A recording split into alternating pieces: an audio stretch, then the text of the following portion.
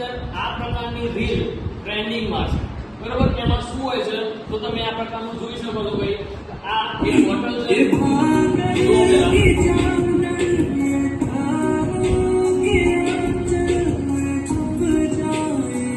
પાણી ઉડાડ્યું, એના પાછળ આપણું ફિઝિક્સ શું જવાબદાર છે, બરોબર? એ આપણે જોઈએ.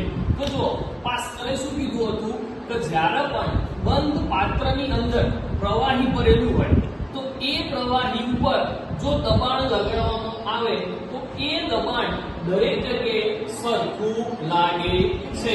એટલા માટે તમે જોઈ શકો છો દરેક જગ્યાએથી પાણી કેવું નીકળે છે, સરખા પ્રવાહમાં નીકળે છે. ચલો આપણે કયો પ્રેક્ટિકલ કરીને જોઈએ. ઓકે, ચલો 1 2 અને 3 જોયું? જો ફરીથી દેખાય છે?